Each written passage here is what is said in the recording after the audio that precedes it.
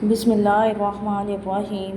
السلام علیکم عزیز طالبات، امید کرتی ہوں آپ سب خیریت سے ہوں گے۔ عزیز طالبات، ہم نے نمود صبح کے پہلے 3 بند کا مطالعہ تشریح کے ساتھ کر چکے ہیں۔ آج ہم بند نمبر 4 اور 5 کا مطالعہ کریں گے اور اس کے ساتھ خلاصہ اور مرکزی خیال بھی کرنا ہے۔ بند نمبر 4 ہے ہمارے پاس: چھپنا وہ مہتاب کا وہ صبح کا ظہور، یاد خدا میں زمزمہ پردازی طیور، وہ رونق وہ سرد ہوا وہ فضا وہ نور، خنکی ہو جس سے چشم کو اور قلب کو سرور، آسمان زمین پہ محو ملک آسمان پر، جاری تھا ذکر قدرت حق ہر زبان پر۔ چھپنا وہ مہتاب کا، مہتاب کہتے ہیں چاند کو، ظہور کا معنی ہے ظاہر ہونا۔ یاد خدا میں زمزمہ پردازی طیور، زمزمہ پردازی کا مطلب نغمے گانا، طیور کہتے ہیں پرندوں کو، وہ رونق اور وہ سرد ہوا وہ فضا وہ نور، خنکی ہو جس سے چشم کو اور قلب کو سرور، خنکی کہتے ہیں سردی کو، چشم آنکھ کو اور قلب کہتے ہیں دل کو، سرور لطف، انسان زمین پہ محو کہتے ہیں مشغول، ملک آسمان پر، جاری تھا ذکر قدرت حق، اللہ تعالیٰ کی قدرت کا ذکر ہر زبان پر، چاند کا چھپنا اور صبح کا ظاہر ہونا اور خدا کی یاد میں پرندوں کا چہچہانا کیا تھا، بہت ہی دل فریب منظر تھا۔ صبح کے وقت کی رونق، ٹھنڈی ہوا، خوشگوار فضا اور نور کا سماں ایسا تھا جس سے آنکھوں کو ٹھنڈک اور دل کو سرور ملتا تھا۔ اب شاعر جو ہے واقعہ کربلا کی صبح کے بارے میں بڑا خوبصورتی سے کیا کر رہا ہے، بیان کر رہا ہے۔ صبح کے وقت زمین پر آسمان اور انسان فرشتے اللہ تعالیٰ کی حمد و ثنا میں مصروف تھے۔ پہلے مصرعے میں شاعر نے کہتا ہے کہ چاند کے چھپنے کا منظر اور طلوع سحر کا منظر نہایت دل فریب تھا۔ جب طلوع آفتاب ہوا اور اس کی روشنی چاروں طرف پھیل گئی تو چاند اس کی روشنی سے شرما کر چھپ گیا۔ طلوع صبح کا منظر بہت سہانا تھا، ہر چیز نور میں ڈل گئی تھی، ریت کے ذرے سے سورج کی روشنی سے چمک اٹھے تھے، ٹھنڈی ہوا دلوں کو چلنے لگی۔ دوسرے مصرعے میں شاعر کہتا ہے کہ صبح کے وقت پرندے بھی بیدار ہو گئے اور وہ گول کے گول اڑ کر درختوں پر آنے لگے۔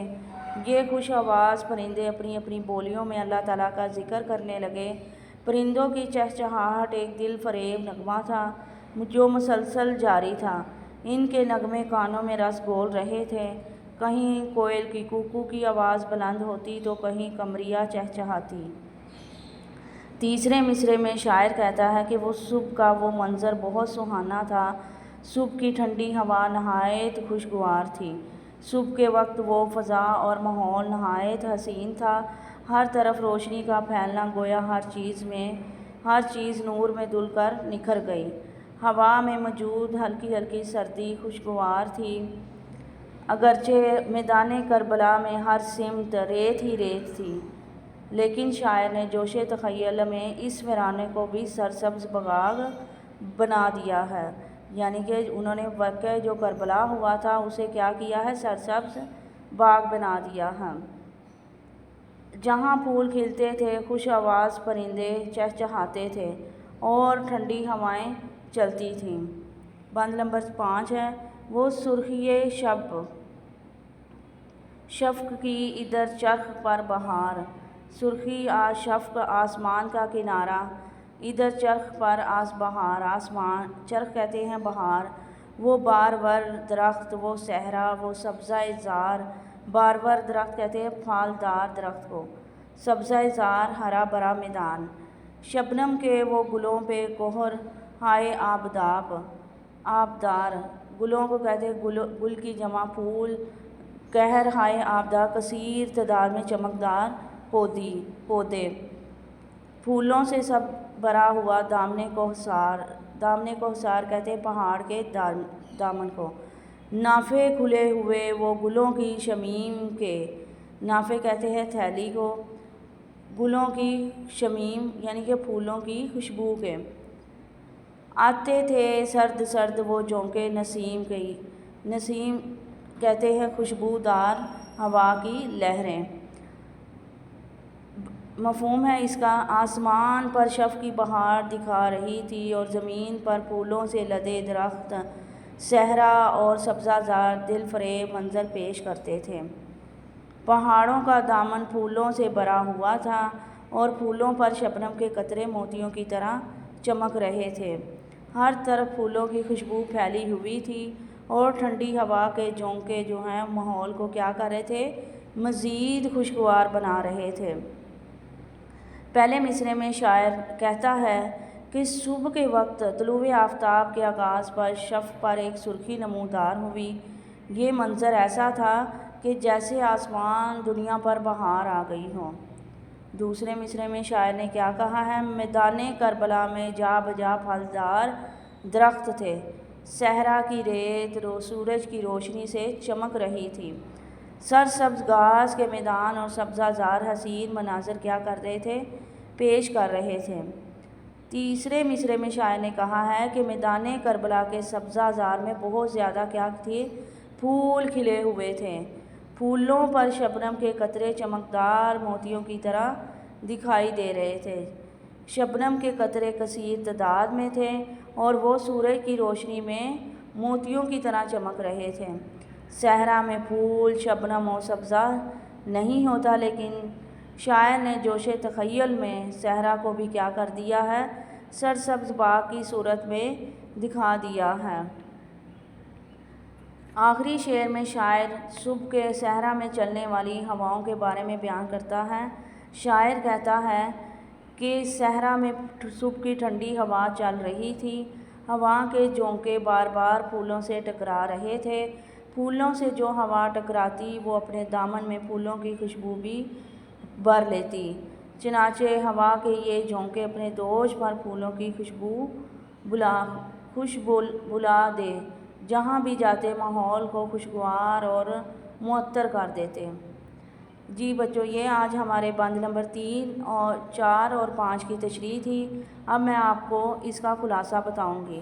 خلاصے میں جس طرح کہانی میں ہم ہر واقعے کی ترتیب کا خیال رکھتے ہیں، اسی طرح شاعر نظم میں بھی ہم نے ہر بند میں جو جو شاعر نے کہا ہوتا ہے اس کی ترتیب کا خیال رکھنا ہوتا ہے۔